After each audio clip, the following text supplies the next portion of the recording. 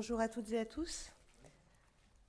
Donc, je vais vous présenter le dispositif GEMAPI, même si j'imagine que la plupart d'entre vous le connaissent. Mais en tous les cas, avec une entrée MNRE qui m'a été demandé de présenter. Sachant que la politique GEMAPI, ou la compétence GEMAPI plutôt, est une compétence qui est portée au niveau du ministère par deux directions générales, donc via la DEB et la DGPR que je représente. Donc plutôt pour l'aspect pays, quand la DEB sera pour le volet MA. Donc pourquoi la compétence GEMAPI a-t-elle été instituée à travers et via un certain nombre de constats qui avaient été faits sur la nécessité de clarifier tout ce qui était compétences en eau, qui était géré par une multiplicité d'acteurs, la nécessité également pour ces acteurs de se réapproprier cette compétence eau à l'échelon local, donc au plus proche des besoins. On ne va pas le rappeler, 17 millions d'habitants de Français qui habitent en zones inondables, des zones humides qui sont quand même en régression, on en a parlé quand même beaucoup aujourd'hui, et donc également des digues morcelées entre gestionnaires et dans un état souvent médiocre. La finalité de la compétence, elle est triple. Elle a pour objectif donc de maintenir et de restaurer les milieux aquatiques. On va être sur l'aspect MA, de lutter contre les inondations pour le volet PI, et globalement, en tous les cas, au niveau de la compétence, de développer une gestion intégrée au niveau vraiment local, et pour une gestion intégrée durable et équilibrée de l'eau en fait, et dans sa dimension complète, telle que en intégrant milieu aquatique et en les articulant avec les risques inondations. Alors, comment se mettre en place cette compétence? En fait, l'objectif est vraiment de rapprocher l'aménagement du territoire et l'urbanisme avec cette double thématique qui est milieu aquatique et prévention des inondations. On est aussi sur le développement d'une gestion. On est vraiment à l'échelle locale. Donc là, nous, on va parler de l'échelle du bassin versant. Et on va également parler de clarification et de rationalisation du nombre et du rôle des acteurs donc, qui agissent dans le domaine de l'eau. Une petite séquence code de l'environnement, hein, de la compétence GEMAPI, c'est bien l'article L211-7, article 1. Et donc avec cet article qui récapitule un certain nombre d'items, hein, il y en a 12, dont 4 concernent la compétence GEMAPI, donc les items 1, 2, 5 et 8, mais je reviendrai plus tard sur ces 4 items. Cette compétence est issue, en tous les cas, d'un certain nombre de textes législatifs. Elle est arrivée au moment de la réforme territoriale de la loi MAPTAM, qui a créé la compétence GEMAPI. Un certain nombre de lois sont venues la compléter. Il y a un petit oubli, j'oublie la loi 2019, sur la loi engagement et proximité, qui est également venue compléter ce dispositif législatif, sachant qu'on est aujourd'hui sur une compétence obligatoire des établissements publics de coopération intercommunale à fiscalité propre. Et là, il y a une petite coquille, je vous prie de m'excuser, à compter du 1er janvier 2018 et non pas 2020. J'avais intégré la période transitoire, mais on est vraiment à compter du 1er janvier 2018, sachant que depuis le 1er janvier 2020, voilà, tout le monde est intégré dans cette grande communauté gémapienne, avec cette structure, cette EPCI-FP, qui a la possibilité donc de lever la taxe GEMAPI. Donc, on était sur un certain nombre d'acteurs, avec aujourd'hui autour de l'EPCI-FP un certain nombre de partenaires, tels que des syndicats mixtes, hein, principalement, qui peuvent être labellisés, hein, soit en EPTB, soit en EPAGE. Hein, vous avez voilà, l'établissement public territorial de bassin, ou bien pour l'aspect plus stratégique de la mise en œuvre de la compétence, ou l'aspect plus opérationnel pour l'établissement public d'aménagement et de gestion des eaux, donc l'EPAGE. La multiplicité des acteurs, mais qui reste autour de cette compétence gemapienne, ils sont toujours présents et ils interagissent toujours. Donc, bien évidemment, les services de l'État qui apportent un appui technique à la mise en œuvre de la compétence, mais aussi qui prennent toutes les décisions relatives encore à la police de l'eau et au contrôle des ouvrages hydrauliques. Les départements et les régions qui restent dans le périmètre, à partir du moment où ils étaient déjà dans ce périmètre de compétences par choix de leur part, donc par convention avec le PCFP, ils restent dans le giron, enfin en tous les cas dans le périmètre de cette compétence. Bien évidemment, les agences de l'eau, on en a parlé sur l'aspect financement de certaines actions, plutôt sur le volet MA. Le CEREMA en tant qu'appui, qui apporte un appui méthodologique et une assistance, et également des associations de collectivités présentes ici aujourd'hui, telles que donc l'AMF, la DCF, la NEB, la FEPTB, la FNCCR, ainsi que le CEPRI. Et sans oublier, parce qu'on est quand même beaucoup aussi sur de la propriété privée en France, donc sur les propriétaires et les associations de propriétaires des cours d'eau, qui, eux, sont également partie prenante de la compétence.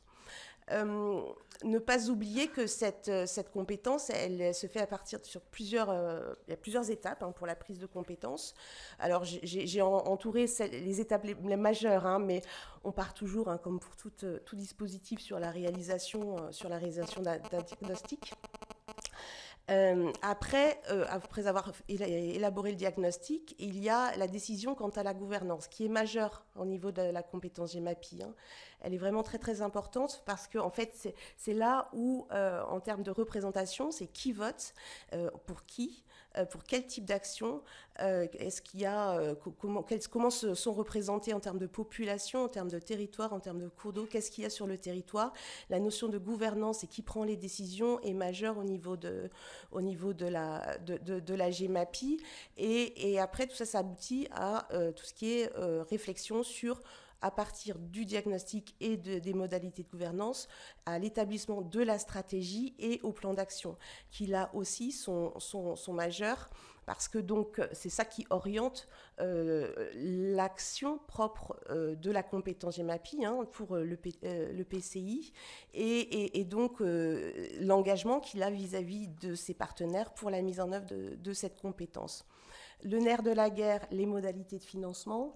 Alors, est-ce que c'est... je reviendrai plus tard parce qu'il y a une planche plus précise sur ce sujet-là, mais c'est un enjeu majeur. La question principale, c'est est-ce qu'on lève ou pas la taxe GEMAPI? C'est une question. Et les deux derniers volets, non moins importants, d'autant plus, on en a beaucoup parlé ce matin, surtout sur le suivi et l'évaluation de son action, mais la communication vers les usagers est aussi majeure pour une meilleure acceptabilité, des actions qui vont être conduites. Le financement, plusieurs sources de financement. On aura le budget général de l'EPCI, la possibilité de lever ou pas la taxe GEMAPI. Ce qu'il faut savoir aujourd'hui, en 2019, il y avait 45% des GEMAPiens qui levaient la taxe, contre 35% en 2018. Donc on voit qu'il y a quand même une évolution de PCI qui lève de plus en plus la taxe. C'est une taxe qui reste optionnelle et qui doit être votée annuellement et dont le montant budgétaire ne peut pas dépasser 40 € par an et par habitant. D'autres sources de financement sous forme de subventions, de la part de l'Agence de l'eau ou subventions de la part du Fonds Barnier aussi, dans le cadre de la mise en œuvre d'actions sur l'aspect prévention des inondations, des crédits régionaux ou départementaux, le cas échéant, aussi le cas échéant des crédits européens et puis des crédits du contrat de plan État-région. Autrement, possibilité aussi de financer des actions à travers du prêt privé, du prêt bancaire, c'est aussi une opportunité. Je reviens sur les items et les items de la GEMAPI, et c'est là où on va rentrer et on va se rapprocher plutôt des MNRE, parce que j'étais un petit peu loin, mais je voulais vous poser un petit peu le cadre. Donc on va retrouver les quatre items de la GEMAPI, donc tout ce qui est aménagement d'un bassin ou fraction d'un bassin hydraulique, on commence à retrouver des actions et des exemples qui vont vraiment, et dont on a parlé depuis ce matin, tels que la restauration de la mobilité des cours d'eau ou tout ce qui était champ d'expansion des crues. Le deuxième item, Et l'entretien et l'aménagement des cours d'eau, là encore, on va retrouver des MNRE à travers tout l'entretien des lits et des berges, mais bon, voilà, tout ce qui est la restauration morphologique des lits des rivières. Alors, l'item numéro 5 est un item qui fait partie et qui est partie prenante de la GIMAPI. On est sur la défense contre les inondations et contre la mer. Là, va être sur les systèmes d'endiguement, hein, clairement, donc ce qu'on a appelé des travaux gris, mais qui sont aussi complémentaires par rapport au MNRE. On en a parlé tout à l'heure. Donc, il faut les surveiller, il faut les entretenir. Et c'est aussi important parce qu'il y a quand même de la population en aval de ces systèmes d'endiguement. Et la quatrième item, on va retrouver plutôt effectivement le mât, hein, on voit bien, il y a certains items plus mât, d'autres items plus pi, mais là, l'item numéro 8, qui a pour objet la protection et la restauration des sites, et là on va retrouver encore une fois tout ce qui est le bon fonctionnement des cours d'eau et de continuité écologique. Donc, en fait, l'articulation avec les MNRE va se retrouver principalement, hein, parmi la liste des MNRE qui ont été diffusés sur le pôle hydromorphologie. Et là, en fait, j'ai repris, hein, les REX que Stéphane m'avait communiqué. Et effectivement, pour le retour d'expérience de Quad Cariou dans le Finistère, on était vraiment sur tout ce qui était restauration et gestion des zones humides. Et là, on va retomber sur vraiment un des items de cette GMAPI. Hein. On les retrouve sur les items 1, 2 et 8.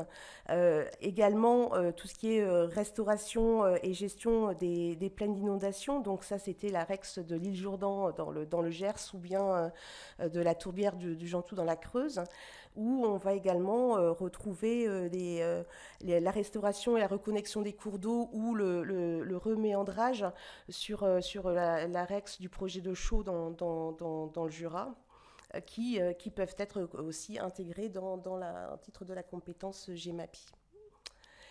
Et pour finir, en fait, c'était vraiment de se dire que l'exercice de la compétence GEMAPI, quoi qu'il en soit, elle ne se fait pas en dehors de toute l'articulation avec tous les outils d'aménagement qui existent sur le territoire. Et on a bien vu que l'articulation devait être globale, hein. On a parlé tout à l'heure aussi avec les documents d'urbanisme au niveau, voilà, donc tant au niveau des PLU, au niveau de l'aménagement local, que de tout ce qui est aussi tous les outils de la directive cadre sur l'eau, les outils SAGE et STAGE. Voilà, on est vraiment sur cette articulation globale, et aussi sur les outils de prévention des inondations, hein, donc le programme d'action de prévention des inondations, PAPI, qui lui aussi est un outil dans lequel potentiellement des actions MNRE pourraient être intégrées. Voilà, je vous remercie.